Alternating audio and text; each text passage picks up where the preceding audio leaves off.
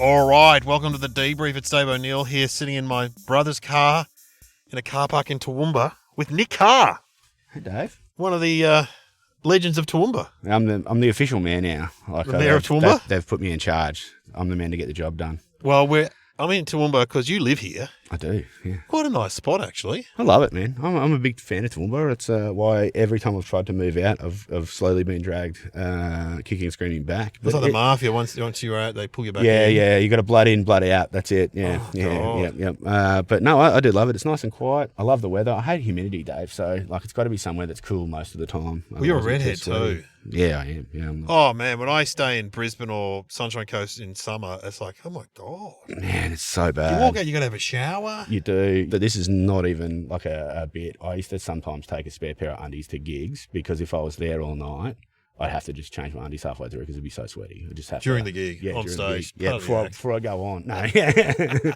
Yeah, I believe that. 'Cause Yeah. It's so. I remember my brother Trevor lives here, and he lived in Brisbane for a long time, and he would come down to stay at mum and dad's in Melbourne. And mum would say, "Trevor, he takes too many showers. He'd be having 3 showers a day." I said, "That's have to. because in Queensland you got a mum, like Yeah. one in the morning, one after if you're walking around, and then one at night. You know, anyway. Yeah, you got to do it. Yeah, you got to. But here it's cold. Covered in rash. Yeah, Toowoomba's beautiful. No humidity or less humidity than a lot less than Brisbane. It's nice, crisp, clean air, good family living. Lot of like the most racists you'll ever meet in your life. Like there's that, but other than that, like it's a wonderful place for a family to live. Well, Trevor, my older brother, moved here for his third wife. He likes Toowoomba, but he said he was walking through the park one day and there was a MAGA rally. Oh, It was yeah, like there people is. with pro-Trump. Like, why is there a MAGA rally in Mate, Queensland? it's crazy how people like fully get on board. It's a weird amount of it here. Like in Toowoomba, it's like a real hot spot for that sort of like anti-vax MAGA stuff. yeah. Like ultra right wing. Yeah, like it's crazy. Like I drive an electric car, and you would not believe the amount. Road rage? Like just people like come up to me out of nowhere and just like start an argument with me for driving an electric car. Yeah. Like I'm not even like. I don't even have a sign up saying like, drive an electric car, you're a cunt. Like they just show up I was at the dump and I had the trailer on the back of my car and I was just dumping some stuff. And this old guy just comes up and he's like, "I bet you don't fucking get very far in this fucking piece of shit." And I'm like, "Oh mate, I'm at the same dump as you. Like, what are you talking about?" Like, like, I don't know, yeah. People just get really There's out of control cults. here. There's a lot of cults in Toowoomba too. Yeah. I was just down the street. It's a Saturday. Heaps of kids in school uniforms that look like Amish, but they're not Amish. They're just. I think it's just private schools. Or... Yeah, there's that. The private schools here are a bit cultish as well, but no, man, it is a hotspot for like that weird sort of Or ultra that one where that kid died. fundamental. Yeah, there was the whole family who sat around and watched the kid die because they wouldn't give him. They were singing and praying. They wouldn't give her insulin. Yep. the Wouldn't give her diabetic insulin. kid. Yep. There's that one. A few years ago, there was when I was a kid, I remember there was that magnificent mule movement, the Triple M cult. Did you ever hear about that? That make it down south? Oh. No. It's this American couple. They came down, bought a big property, and fully it was like a full-on, like proper, like good old-fashioned cult where everyone to get in had to sleep with the leader. Yep, there was that, and you had to sign away like your assets to them. Like one of the girls I went to school with, generally her whole family got split in half, like because the dad and the eldest daughter or something went and joined the cult, and the dad signed off all the family's assets to the cult, and so the mum and the other daughter. So I think the girl I was in the grade with got wrapped up in the cult. And then, it was like, and split the family apart. And so, but the mum and daughter were just left with nothing because the dad just signed off all the assets. And then this lady ran this cult in Helidon for a few years. I remember there was like, Channel 9 actually did like a interview with them. Yeah. And they had all this fake stuff. Like there was an old lady walking past the camera while they're interviewing the lady who started the cult. And she's like, this old lady's just fallen down out of nowhere. And then they had like fake blood on her head. And the news crew's like, "Is she all right?" And they're like, no, leave her. Don't help her. And they all prayed over her. And this old lady just gets up and walks away. But now I think I Googled it a couple of years ago. And the lady who's running this cult, she's fled to like, is it Bali or somewhere in Indonesia? Yeah. And like she's hiding out in like this compound that she's bought with everybody's money. Yeah. And like she can't ever come back to Australia or America because there's warrants out for her arrest, like for defrauding heaps of people. Yeah. Well, Melbourne, we had the family who all had the same haircut, and it was weird. They all had blonde hair. They dyed their hair, and they lived in a house in the Dandenongs. Is that just Joel Creasy's family? Yeah, the Creasys. Well, they're a different cult because the dad owns 5 McDonald's. That's right. So yeah, it's a different thing. That's the cult of the Big Mac.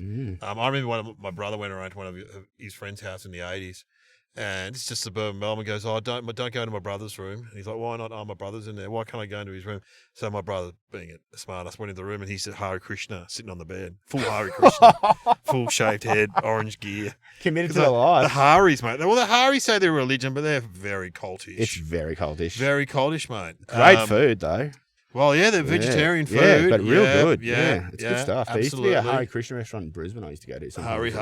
Yeah. Any poor student's been to the Hare Krishna Oh, yeah, restaurant. that's exactly when But we used to have the rumour that you take your shoes off and they'd steal them and then they make you join. Like, because you couldn't get your shoes back. You try to leave, they make you go through this one door. It's just all this broken glass. And like, this rumour went through high school. You know, and then they shave your head, and the next thing you're in the mall going Hare Krishna, Hari. I always did stand up, but no one ever laughed. Like, you know, you'd see them they were big in the mall. They'd all of a sudden you'd be sitting there, and all of a sudden there'd be 8 of them in their robes playing tambourines and drums and singing Hare Krishna. And I'm like, is that who would look at that and go, oh, that looks all right? That looks fun, yeah. Shave my head. Very brightly orange coloured, that's it. Yeah, Anyway.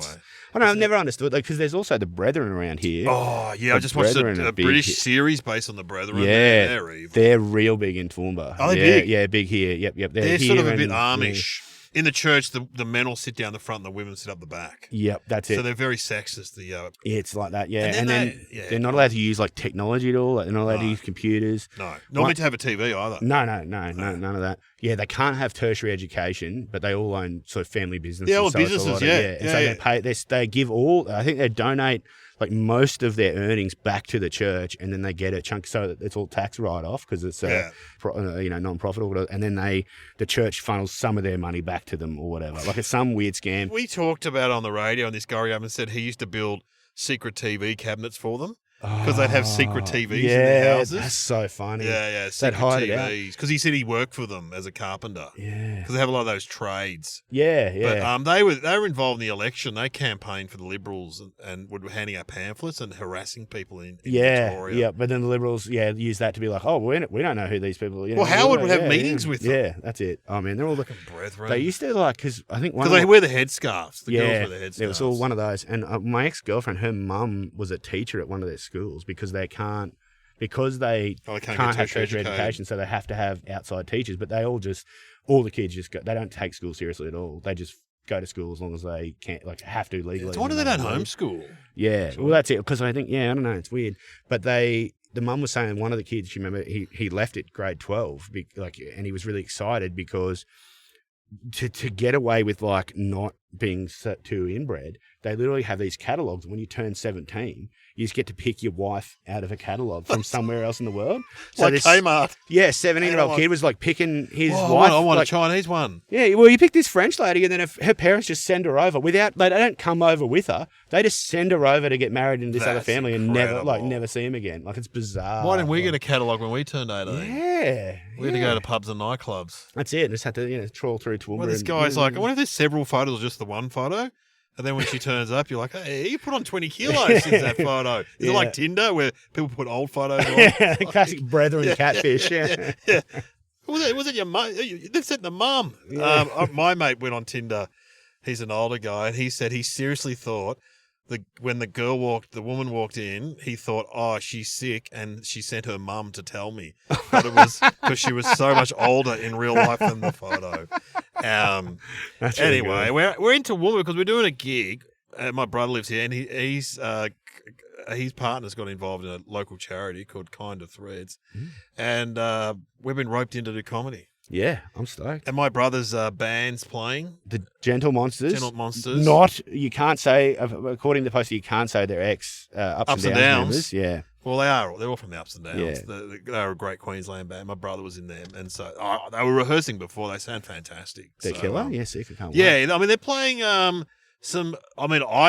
most of the songs because I'm a music head and alternative music, but they're playing Depeche Mode, Jesus and the Mary Chain, Squeeze. So it's not like that, my wife's like, don't people in Toowoomba just want to hear some Barnsey? Probably, yeah. Dakka. Yeah, you go to the Cube afterwards and they do karaoke late at night, and it's just like it's just everyone doing save a horse, ride a cowboy. You just hear that 50 times in the night. Horses for Daryl Brathwaite. Yeah. Yep.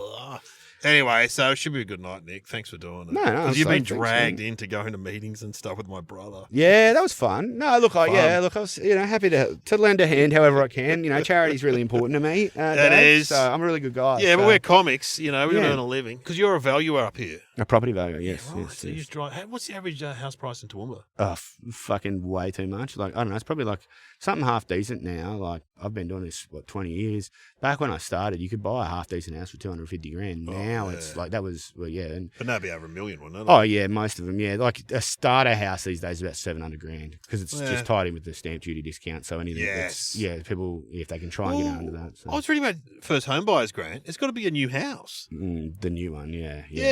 You got to have it can't be a second-hand house. No. It can't be like you can't buy a house from the 70s. You got to get a new build. Is that right? Yep. And basically the cheapest you can build anything now is about 800 grand. The cheapest. Yeah, and that's... So they're encouraging people just to buy new houses and estates and stuff. Yeah, and a lot of that too is driven also by like it's really heavily driven by self-managed super funds. People are like literally going to seminars that are operated weirdly like a cult to get roped into these deals where it's like, oh, we'll help you set up your self-managed super fund. We'll put you in touch with the lender and they'll do the loan and we'll take a cut there. You pay a subscription fee to join up our exclusive development club, so we'll take a fee there. They're just stinging you like all the way along. And then they say, oh, it's this exclusive pool of VIP properties that we can get you into, and they're just stinging you there, mate. And it's all like really low quality houses being built in the middle of nowhere, like on the fringes of Toowoomba. They're still technically within the bounds of Toowoomba, but you're living in a weird housing estate that's surrounded by farmland. You're still 20 minutes from the shops. It's fucking bizarre, mate. Yeah, it's not good. Yeah. And no bus services. No. And 3 years after the houses are built, there's like big structural cracks and they'll start fucking falling down because they use subpar. Anyway, okay, sorry, Dave. You've opened up a can of worms. You're passionate here. about it. I remember some guy telling me he was involved in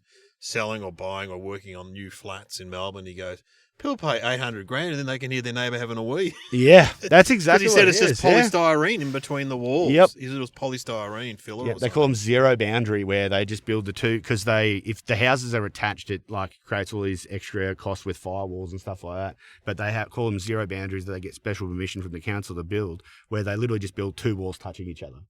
Oh, yeah, you see those when you're driving along. Yeah, they don't do that here in Toowoomba much, but yeah, that's all very big in like Brisbane and Ipswich and stuff like that, where they're just doing these small lots where they just jam these houses right next to each other. So the idea is if one burns down, like one catches fire, it might not necessarily burn the other one with it. Well, I live in an old house in Melbourne, and we've got one wall is a firewall, like a brick firewall. But I mean, this house is, my wife saw something, it was on the internet, it was built in 1860. Yeah. So that's a long time ago.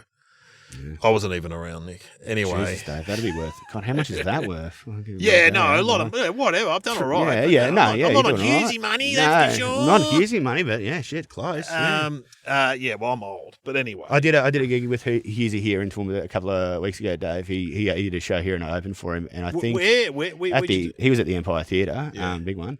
Because I've only met him once or twice briefly before doing Carr's gigs, and he briefly started talking about. He asked me about the property market thing, and then I just went on my big spiel. Yeah, he was less of a fan of my worldview on that. He was very much, because I sort of get roped into it and I start talking about owning too many houses, being slightly immoral or whatever. He was not on board with any of that. No. I think, he owns a block of flats. Yeah. So he owns the block houses. Talking to him the other day, he's been putting all these posts about politics, and he's taken a real turn.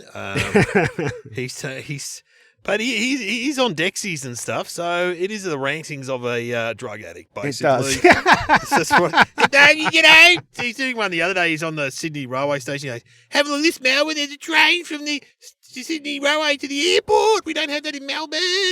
Come on, the Labor government's far. Everyone's like, mate, it wasn't just everyone's proposed an airport train in Melbourne. It wasn't just the Labor government. Anyway, no, he goes off at me because I'm a Labor supporter, and then he loses his mind, yells at me, and then goes, anyway, I've got to go. Bye. How can you vote for them? How can you vote for them anymore? You supported Dan Andrews. He's obsessed by Dan. Dan Andrews hasn't been around.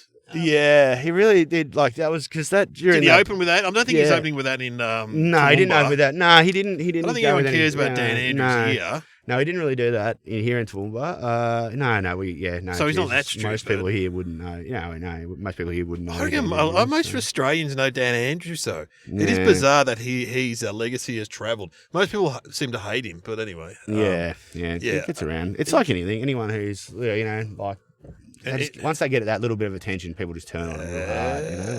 Yeah. And how was it supporting him? And it was a good. It was a great show. Thanks heaps for the gig, Dave. It was really. If you're listening, mate, really appreciate it. Mate, No, and he was lovely. It was lovely. It was very good. No, he's a good guy. He's just he's interested in politics now. He never used to be. No, it was a great gig, but like our mutual friend Carl Chandler lined me up for it. Chando, messaged him earlier in the day because I was just going to the gig. My fiance had just bought us tickets to go see Dave Hughes. And I wasn't going to do it because I'm bad at self promotion and trying to. And he said, "Put you on." Carl said, "Oh yeah," I mentioned to Carl that I was going, and he goes, "Oh yeah, put my mate Nick on." And so he gave Dave my number, and then I didn't hear anything, so I was like, "Oh, it's not happening." And then literally getting ready for because the venue, the Empire Theatre, is about a 4-minute drive from my house. It's not very far. Yeah. So I was getting ready last minute. I was in the shower, then my phone rings. It's Dave Hughes. I'm like, "Oh hey mate," and he goes, "Yeah, when I can't do it. I'm what time are you getting here? What time are you getting here? Exactly." I'm like, "Oh mate." Oh, is it on? So I'm on. Yeah, I'm on. He goes, yeah. He goes, what are you doing? I was like, oh, mate, I was just having a shower. Yeah, that's funny. And you've actually bought tickets to see him. Yeah. And then he's like, oh, he was kind of like, he was a bit, he was like, oh, mate, well, if you're not going to get here on time. And I'm like, oh, no, I can be there in like 5 minutes. I'll be there. I'll just get out of the shower, throw on clothes, and I'll be there sort of thing. Like, it was all a bit rushed. So I hadn't prepared my set. No. So, but did he say, don't do too long? Don't do too long? Yeah, he was like, it was like, oh, just do 10 minutes or whatever you want. Do 5. You can do 5. Yeah, do 1. Do one. Yeah. So, I do support him sometimes. No, and just you have to do too long. Anyway, but I don't do that many theatres, but I do them occasionally. And I tell you what, having a support act can be good. Yeah, it's just someone who warms up the crowd a bit. Yeah, well, I think that's it. Yeah, I think I did a good job. I don't know. You'd have to ask Dave. Ask him. Ask him. He's too obsessed by the Victorian state government. So once he puts that aside, I don't want to ring him anymore. If I want to get yelled at, I go to the mall and push an ice addict over.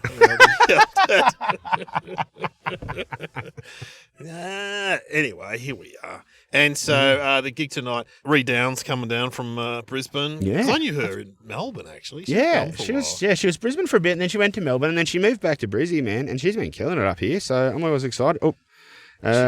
She just messaged saying she's here. Yeah. Oh, okay. Well, we'll go. I'm just going to say, in Dave's car. In Dave's car in the car park. Nothing car. sus. I'll say nothing sus. Because there's no real green room here. No, there isn't. No, there's no back room. There used to be like that fun area that's closed off at the front. Used to be a great little green room, but the actual Irish club that the venue's named after have taken that back. And sometimes when you're doing gigs, the Irish club will be in there. What, an actual Irish club? Yeah, it's like a club of Irish people in Toowoomba. Really? They'll have a meeting while you're doing a gig, and it's just so that they can sneak in for free. Like they just stay until the show starts. Like we'll have Luke Heggie here or something, and we'll be, and all of a sudden there's 10 Irish people standing in the back. Yeah, just staring in the back, and they just chat and yell and get loud and rowdy. Man, no wonder they didn't want him to move to America. Anyway, because you've been in Deadlock, which is exciting. I was, man. Yeah, God, that was good. That was so fun. So I've been watching it, and I was looking at. You're the husband of Nikki Britton. Nikki Britton, because I didn't recognise Nikki Britton. I didn't recognise you. I mean, I knew Bev Killick. I don't really know Nikki Britton. I met her once. So, yeah, because you're clean shaven in it, aren't you? Yeah, well, because there's another character in it later on that is a ginger, and it's like a big plot point that he's a ginger. Yeah, so they didn't want me to have when I got there, the first thing they did was they dyed all of my facial hair and hair black. Oh, that's right. You got black hair. Yeah, so I even because I've got blonde eyebrows naturally, and they dyed those black, and then they shaved my beard off. No wonder I didn't recognise it. Mate, no one did. Like I had many conversations with people. I'd be talking to them for like 20 minutes, and before they'd realise who I was. Yeah. Your voice is familiar. You sound like Nick Carr. Yeah, I got home, and the day they did it, I went to hair and makeup. My first taste of Hollywood. They shave off all my hair. I get home, and my fiance sees me for the first time, and she goes, we're trying for a child, right? And I was like, well, this isn't going to get in the way of that. She's like, it hasn't fucking helped. I'm a movie star now. Yeah, that's it. I'm fancy. But yeah. But where'd they film it in Darwin, didn't they? They filmed like a big chunk of it in Darwin, and then some of it, like all the stuff I was in, they filmed at like in between Brizzy and the Gold Coast. Oh yeah, great. Yeah, it was good, man. It was a sick thing to be part of. So you could come home at night, basically. Yeah, I did, but I was sort of filming for like 4 or 5 days at a time, so I just sort of stayed up there for those times, and then sometimes I went up and back. Or Said whatever, it's important. I got to hang around. It's got to be here in case. Well, it was really fun, like because got to hang out with the Hemsworth guy. Yeah, well, I only met him. Hang out with him. No, one of the shoot days he was there and we got to meet him. He's the short briefly. one. Yeah, Luke. He was great in Westworld, actually. Yeah, Luke. he was great. I loved it. I did talk to him about Westworld at the after party of the premiere. We talked about Westworld. It was great. What did he say? I don't know, not much. I was just like, man, I loved you in Westworld. He's like, yeah, okay, man, I'm just trying to get pissed. Can you fuck Yeah, up? yeah. But no, he was the security guy in Westworld, one of the security guys. He was great. But even like the day we met him, because we were all shooting and we heard he was there, and they're like, because at that point they were like keeping it very under wraps that he was a part of it. Yeah, they did. They were like, it was part of the NDA. They're like, okay, Luke Hemsworth here, but you're not allowed to tell anybody that he's part of the show. We're like, oh, okay. But then, because I was shooting with Blake Pavey and Nikki Britton, and everyone's like, oh, do you think we'll get to meet him today? Pavey, another comic. Yeah, and then we pull into back to like we had a lunch break from shooting. We pulled back into where all the trailers were, and he was just sitting there on the steps of his trailer on his phone, very clearly wanting people to come chat to him. Like, and so we're talking to him, and he's like, "How's shooting, guys?" We're like, "Yeah, it's really hot today." You know, like I had at this point had a bunch of green ant bites up my arm from having to lie in the mud for a little bit for a random reason, and like we're just like, "Oh man, it's really hectic," and he's like, "Yeah." Yeah, I've had a big one too. I just got off the plane from Budapest and, mate, I just on a bit of a bender. We're partying for a couple of days and then got off the plane, had to come straight here. It's a bit rough. And I'm like, man, our lives are very different, Luke Hemsworth.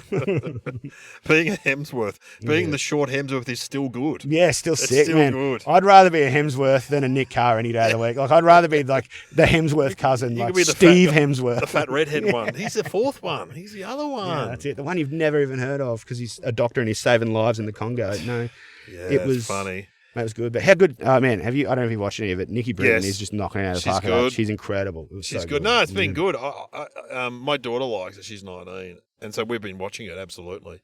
So, yeah, it's on Paramount or something. It's on Amazon Prime. Amazon Prime. Prime Video. Yeah. No, I saw one of the Kate McLennan in the fruit shop the other day. So. Oh, man. So they're the best. They're so fun. Yeah, she's always been a good performer and good writer. Great person. Oh my God, I've turned into Trump. Anyway, let's go in there. Bring that on stage for the night, Dave. Oh, well, I do Trump. Yeah, I do a bit of Trump. Don't worry. Yeah, I forget to do it though. It's not that good, but it's great to be in Toowoomba.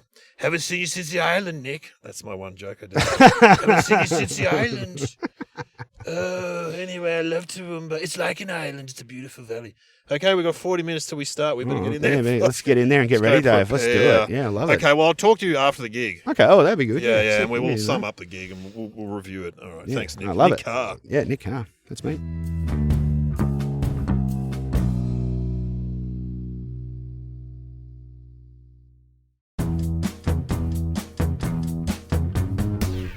All right, we're back on the debrief. We did the gig. We're sitting back in my brother's car. Nick Carr is with me, star of Deadlock and just Toowoomba.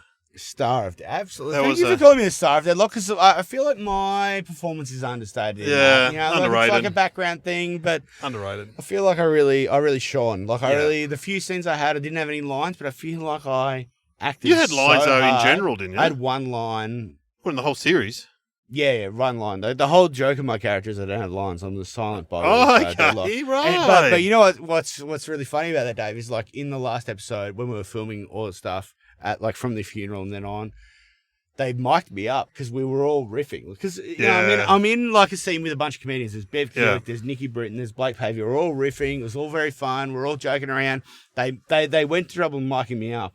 And it was this whole thing because I wasn't meant to have any other lines other than the one. Yeah, the one line. Yeah, you or that character. We just had one line at the end, and then did they leave that one line in? Well, we were all riffing, and we all said a bunch of stuff. We were all just going hard, and then there was one scene where I remember, like, we went particularly hard. Everyone was improvising. We were all jumping around. Then I went real hard. You were nailing it. I thought I was going real. I thought I was nailing it, and then they yelled cut. The whole crew were like burst out laughing, and I was like, "Okay, I've done it. I've earned my place. Yeah. I don't feel like I deserve to be here, but I've done it.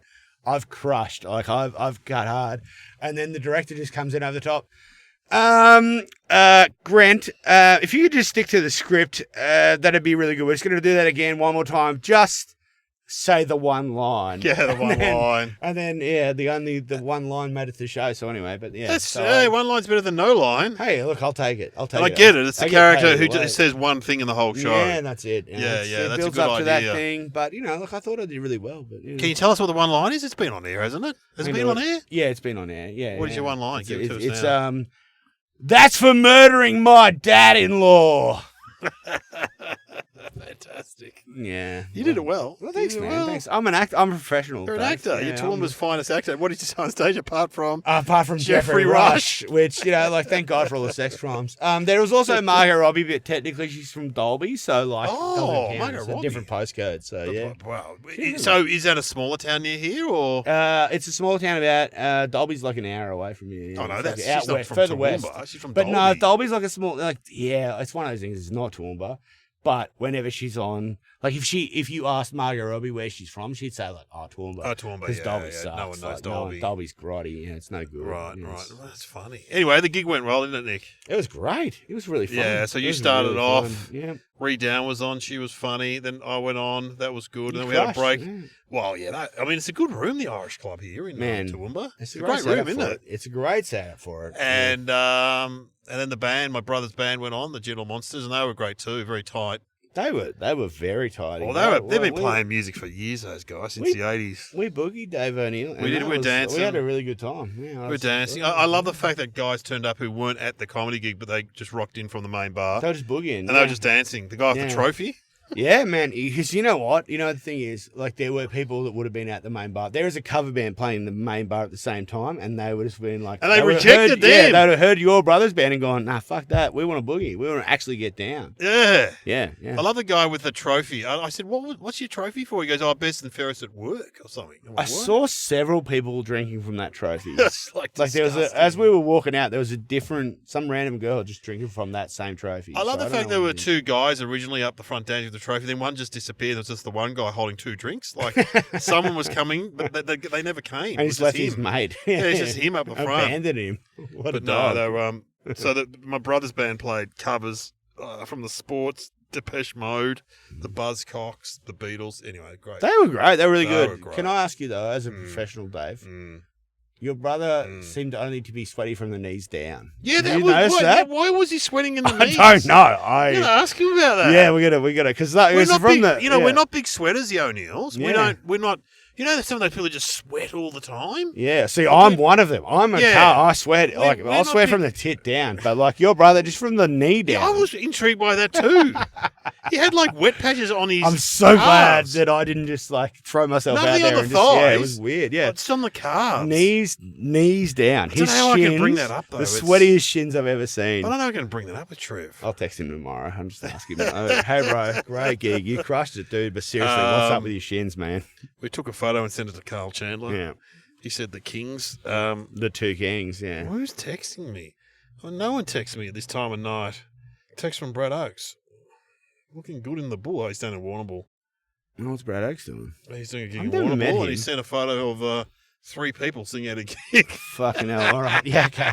Jesus Christ. Can you remember the King Oakesy? People are like, hey, when you ever tell someone you do comedy, they're like, oh, man, that must be so fun and glamorous. And then... Yeah, turn up to do gigs nice like that. Genuine professionals who crush and who are fucking really good. Still, how long has Brad Oakes been doing comedy? Longer than me. I'm 36. He'd be 38, I reckon. Fucking 38 years. 38 years. Great at it, crushing it every time, and he still has to show up to that shit. Gigs in Warrnambool. Drive 3 hours to do a gig for 8 people. To eat shit for 8 people. Take the money. Yeah. But no. He makes a living, so, whatever. What else is he going to do? Get to a certain age where you're like, well, we can't go back to the public service. You can't all be vain fucking houses for a living. No, he doesn't own a house. No, he doesn't own a house. It's not Hughesy. He's not on Hughesy money. Your work was great when you said, what did you say to the audience? I think you're all mainly landlords here. Yeah, I was like, I don't want to cast any aspersions, but there's a very big landlord vibe. Yeah, because they are. There was a very white old front row, and you're like, these cunts own some houses. They own some houses. They know what's absolutely. up. Yeah. It always works. Anyway, it was great fun. It was a great kick. I'll ask my questions, and you can go. Yeah, what do you know? You got to go. Well, I ask I don't questions. want to. I'm not in a rush to go, Dave O'Neill. Like I'm not. Like, Yeah, you've got a small child at home, isn't it? Yeah, and I'm this just is hanging my out one night off. Hanging out with my brother Trevor in Toowoomba. What went well tonight in your gig? You reckon? What went well tonight? Like to be fair, look, this is my grand return, Dave O'Neill. I've had a bit of a break. Like I've since having a child. So how long ago did you do your last gig? You reckon? Literally the last gig. Or like I did one a week. I did a week ago at the Gold Coast. I was hosting at the Gold Coast, but it was a weird night. It was great. There's some brutal gigs on the Gold Coast, aren't there? Yeah, but this one was Home of the Arts, and normally it's killer. Normally it's like I was hosting the Gold Coast Arts Centre. Yeah, Home of the Arts. Yeah, underground. It's the most comedy underground. It's the most ironically named place ever, the Gold Coast Arts Centre. It is, but normally it's a killer. Normally it's like I've done that years ago. It's really fun there. Is it the one where you go over bridges, sort of on an island, sort of thing? Like Chevron Island. No, it's near there. It's not too far from Chevron Island, right. but yeah, it's like it's the. But that was good. It was fine. Normally it's a killer. Normally you get like 100, 150 people in underground. Same size room as tonight, but like you get like generally a good crowd. I hadn't done it for ages. I've been out of the loop, since having a child. Yeah. And then the guy that runs the venue was like, "Hey man, can you do it?" And I'm like, "Yeah, but I need this to happen and this to." Like I threw it, and he was still like, "Yeah, that's fine." And that should have been my clue. Yeah. That it was going to be a grim night. The fact that he was so. Oh, he's keen to get you. Yeah, and I was like, man, he knows I'm out of the loop. He knows I haven't gigged for a couple of months. So the fact that he was so keen, it's like he has tapped out every other resource in Queensland. Okay, no one else wants to do it. Yeah, no one wants to do it. And I was like, yeah. And normally it's like it's a 150 seater, and like if you get 60 in there, it's a good night. Fine. So how many did you get? There was probably 30. It was grim. Okay, yeah. But it was fun. Like I had a good time, whatever. It was a good practice to just get back in. Yeah. So I was really, after that, I was like, you know what? I'm keen for tonight. My brother said you had more energy on stage than you do in real life. Yeah, heaps. And I said often, a lot of us I'm like that too, because I said we've done so many shit gigs, we've got to bring the energy to the shit gigs. So what didn't go well? That's the next question. What didn't go well? Oh, okay, look, I've got this one joke that's always a bit dicey. And it comes from a very progressive place. Yeah. But in Toowoomba it normally goes really well, but sometimes it goes well for the wrong reasons. Oh, yeah, they go, yeah, he's like inflation bit. Yeah. Oh, the inflation bit's very funny. I thought, I love it. It's great. I didn't even finish it because some people are like, I felt it split the crowd. Like I felt, I could feel the whole time they were with me, and I could see in the crowd that like some of them were like, nope. There was some arms crossed. And I was like, oh, yeah, I can't finish this joke. I just have to stop right now. Trev's putting the amps in the car. Fair enough. Go for it, Trev. Yeah, load us in. What did you think didn't go well from my set tonight? I think it all went really well. There was a good feeling in the audience. I just couldn't hear myself sing sometimes, but you did great. We didn't ask you what you did wrong. That's a coward's answer. What did I do badly? Like what? There was definitely times I bottomed out. What do you reckon? Look, I thought that the way your shirt was hanging out could have been better. There you go. The fact that I had my shirt on is a testament to how committed I was to this gig going well. Any organisational hazards get in the way? Yes, you know what? Now you say that. So the guy that was running the sound is a guy that because you know that bloke. Yeah, I know him. I used to be involved in bands back in the day too, Dave O'Neill. I used to be. I was a musician before I was a comedian. Really? Yeah. No, I used to sing in bands. I used to play drums, whatever. But like locally in Toowoomba, we never. So what's his name? He was a good tech. Greavesy. Greavesy. Yeah, he's great. Yeah. He works for another guy. He's also a great tech. Well, when he would set up the mic, I go, I'll put it up at this height. He goes, yeah, Nick Carr, he's not very tall. Oh, you'll kill me for that. That's what he said. I'm way taller than that guy. That's crazy that he said that. That's fucking weird. Yeah, okay, that's fucked up. Okay, and you know what? Now I don't feel bad about saying anymore. The one sort of criticism I have tonight is when Marie was on stage, I was listening and like she was doing really well. Ray Crush. Oh, but the reverb or something. You know what? Yeah. And in my head, I'm thinking because I have run sound and stuff I've done. Yeah, it was weird. And I was like, there's a bit of reverb or something. And I was trying to like pick it in my head. I'm like, they can't clearly hear what Ree's voice, and I can hear. Yeah, because she's got a high voice. Yeah, and because like I was like yelling the whole time, like I always do. And you were holding the mic down quite far. Yeah, I know how to do it. Yeah, but Ree was like doing her job professionally, but like there was a bit of it just was hard to make out what she was saying. I was like, I think there's fucking reverb on. And then during the show, like just up while your brother's band was playing, I was talking to him and I'm like, hey man, he's like, man, how good was that? I was like, dude, it was great. He's like, yeah, man, you know what? I actually chucked on some reverb during the comedy, and I think it sounded great. And I was like, in my head, I was like, no, don't put that was reverb a on real comedy. fuck up, you idiot. But, you know, like, he's a nice reverb on the guy. comedy. And, you know, he knows how to do, he's great. Next like, time he's that's going to how put I on know him. distortion, so you're going like, so you feel like you're the singer from Fear Factory. Or whatever. I went down the shops. In a way, though, it's very satisfying for me to hear, like, the whole time, I'm like, I think there's reverb on there, you know? Well, how can we do better next time? How can we better next time? No reverb. No reverb. I think we crushed it. I think we did. No, Me we and did you well. did great. We did well. You did For a great. bit. No, Dave well, O'Neill. Fuck you. I've been working a lot. I've been man. working a lot. And Toowoomba, easy for me. And Older Crowd, easy for me. Yeah, but so what sort of no. bands did you play in? Me, I was in like a heavy, like not full metal, but like a hard rock progressive What stuff. were they called? The band I was in was called 97K back in the day. 97K. You know where we got the name from, Dave O'Neill? It was actually sick. This is why I joined the band, because the band was named 97K because they had a different name beforehand, but it was like some Scandinavian, like a big Scandinavian band had the same name, and they have got a cease. ABBA. Oh, they got a cease and desist. They got a cease and desist, so you can't use that name. But like the threat was, we'll sue you for $92,700. That's funny. So they named the band 97K, and then I joined it afterwards. Yeah. And it was like a great band to be in. The musicians were great. We had a great time. But we didn't last long because the drummer, his wife really wanted to be in the band. Oh, no. It was like a hard metal band. Like Yoko. Yeah, very much the same. And so, like, we only played like 2 or 3 gigs live before we started getting offers for like good stuff. Like, we started getting offers to like do support stuff at the zoo and stuff. But the drummer's wife wanted to be in the band, but she auditioned at the same time I did. And it's like a metal band, and her audition was like Faith Hill. Like, she was auditioning with a country song. Faith Hill. Yeah, and they were like, no, that's not the right vibe. But she was so mad that anytime we did get a good gig, like, we got a really good offer to support like a pretty big band at the zoo one time. What's the zoo? Zoo's a famous venue. Brisbane Okay, music sure. venue. Like, it's upstairs. There's You're no talking air about the zoo that I conditioning. saw billboards for when I was driving along here. That was the Clifton Zoo. Yeah, it's really bad. There's like tigers and stuff, but they're sad. Don't go there. That's a drink here. Don't go there. And what happened with the offer then? Well, because we got the offer and we accepted it. We were like so stoked, but then she would just like say on the day of, she'd be like, "We can't do it. I've got something on." Oh. And so she just pull out. Like, he'd just pull out every time. He'd pull out? Yeah, and quite often, we'd say we'll provide the back line because we had good gear.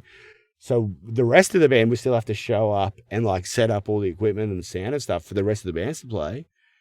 And then like that night at Zoo, we still watched all the other bands play, but we didn't get play. It's crazy. And that's when that's actually David Ian. What did he do in the band? The guy who was a drummer. Oh. So like we'd have his drum kit or whatever, we'd set it up. He'd let us pick that up. And that's actually when I started doing comedy, because it was like, I can't do music anymore. Yeah, no, it's 'Cause hard. I'm not good enough at music to do by myself. And that's why I started doing stand-up, because like, I just have to show up. Well, it's hard to work with people like that. Yeah, yeah. And I just got sick of it, because sorry, you just do it guys, so I can't much. make You it. know? I've got to, Greg's got something on. And we stand up as long as I show up and I'm on time and I do my job. And you I have to don't carry, fucking worry you have about to carry anyone. equipment. Yes. Yeah, Well, exactly. Nick Carr, it's been an honour to have you on the podcast. Thanks so much, Dave. How can people find you on the socials? I'm Nick Carr Official on Instagram. Nick Carr Official. That's the best way. That's probably the best way. You know, I can give you other stuff, but that's it. Yeah, that's just it. Nick Carr That's it. Official. That's it. Yeah, Nick fuck Carr everything Official. else. Get into it. All Thanks, right. mate. Thanks, Nick. Cheers, Dave. Thanks for doing the gig. Oh, thanks for I having me, roped man. Nick into this, and he had to go to meetings with my brother. Yeah. So that was. It was a pleasure. You know what? Your Sure. brother's actually lovely. No, he's a nice You're guy. lovely. Yeah, we're a good. I had a great time. We're a great family. Did I talk too much in this? Was that too much? No, talking's good on this. That's how it works. That's isn't it? how it works, mate. It's just talking. You just want to go to sleep, don't you, Dave? I want to. What time is it? It feels like midnight, but it's It's actually not. generally, it's probably like 10 8 o'clock, mate. It's Yeah, probably like 8 o'clock, yeah. Let's go to New York Slice, man. Let's get some pizza. Yeah, yum. I love that. You can come to my house. I've got a newborn son. You can see him. He's very cute. Oh, I'd love to see him, but I think I've got to go back with Trev. Yeah, you Oh, can. yeah, it's almost 10. All right, Nick Carr, the legend. That is Toowoomba's legend. After Jeffrey Rush. Okay, bye. Similar history. Yuck! No, I didn't do it. Edit it out. It's an accusation.